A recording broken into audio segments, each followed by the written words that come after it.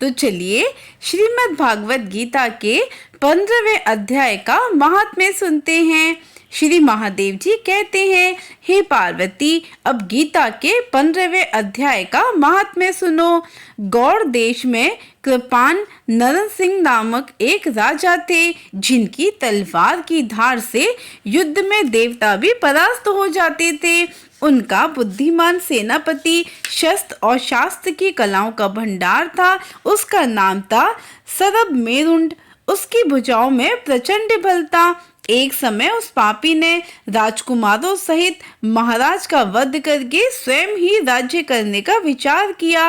इस निश्चय के कुछ ही दिनों बाद वह हेजे का शिकार होकर मर गया।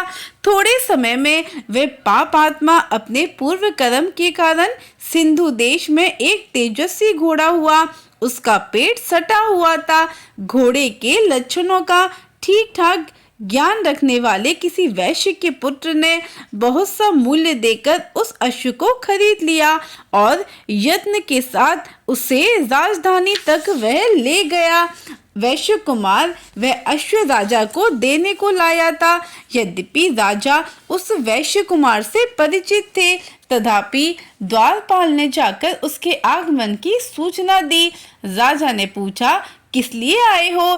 तब उसने स्पष्ट शब्द में उत्तर दिया, हे देव, सिंधु देश में एक उत्तम लक्षणों में से संपन्न अश्व था, जिसे तीनों लोगों का एक रत्न समझकर मैंने बहुत सा मूल्य देकर खरीद लिया है। राजा ने आज्ञा दी, उस अश्व को यहाँ ले आओ। वास्तव में वह घोड़ा गुणों में उच्च श्रवा के समान ही था। सुंदर रूप का तो मानो घर ही था। शुभ लक्षणों का समुद्र जान पड़ता था। वैश्य घोड़ा ले आया और राजा ने उसे देखा। अश्व का लक्षण जानने वाले अमात्यों ने इसकी बड़ी प्रशंसा की। सुनकर राजा अपार आनंद में निमग्न हो गए और उन्होंने वैश्य को मुंह मांगा स्वर्ण देकर तुरंत ही उस अश्व को खरीद लिया। कुछ दिनों के बाद एक समय राजा शिकार खेलने के लिए उत्सुक होकर उस घोड़े पर चढ़कर वन में चले गए। वहां मृगों के पीछे इन्होंने अपना घोड़ा बढ़ाया। पीछे पीछे सब ओर से दौड़कर आते हुए समस्त सैनिकों का साथ छूट गया। वे हिरणों के द्वारा आकृष्ट होकर बहुत दूर निकल गए। प्यास ने उन्हें व्याकुल कर दिया। तब वे घोड़े से उतरकर जल की खोज करने लगे। घोड़े को तो उन्होंने वृक्ष की डाली में बांध दिया और स्वयं एक चट्टान पर चढ़ने लगे। कुछ दूर जाने पर उन्होंने देखा कि एक पत्ते का टुकड़ा हवा से उड़कर शिलाखंड पर गिरा है। उसमें गीता के 15वें अध्याय का आधा श्लोक लिखा हुआ था। राजा उसे बांचने लगे। उनके मुख से गीता के अक्षर सुनकर घोड़ा तुरंत गिर पड़ा और अश्व शरीर को छोड़कर तुरंत ही दिव्य विमान पर बैठकर वह स्वर्ग लोक को चला गया। तत्पश्चात राजा ने पहाड़ पर चढ़कर एक उत्तम आश्रम देखा, जहां नाग केशर, केले, आम और नारियल के वृक्ष लहरा रहे थे।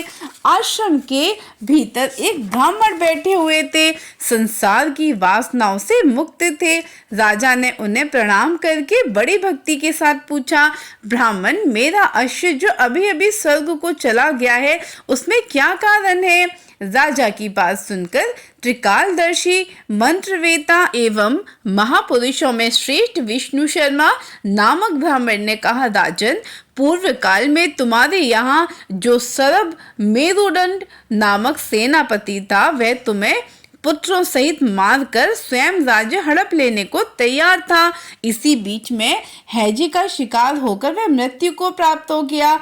उसके बाद वह उसी पाप से घोड़ा हुआ था।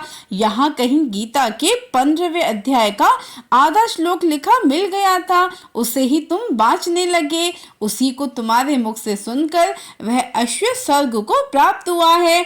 तदनंतर राजा के पार्श्ववर्ती सैनिक उन्हें ढूंढते हुए वहां आ पहुंचे। उन सब के साथ ब्राह्मण को प्रणाम करके राजा प्रसन्नता पूर्वक वहां से चले और गीता के 15वें अध्याय के श्लोक से अंकित उसी पत्र को बाँच बाँच कर प्रसन्न होने लगे। उनके नेत्र हर्ष से खिल उठे थे। घर आकर उन्होंने मंत्रवेता मंत्रियों के साथ अपने पुत्र सिंहबल को राज्य सिंहासन पर अभिषिक्त किया और स्वयं 15 अध्याय के जप से विशुद्ध चित्त होकर मोक्ष प्राप्त कर लिया। भगवान की ऐसी ही रोचक बातों को जानने के लिए इस पेज को फॉलो करें। श्री सिद्धि विनायक भगवान की जय। जय श्री गणेश, जय श्री श्याम, जय श्री राधे।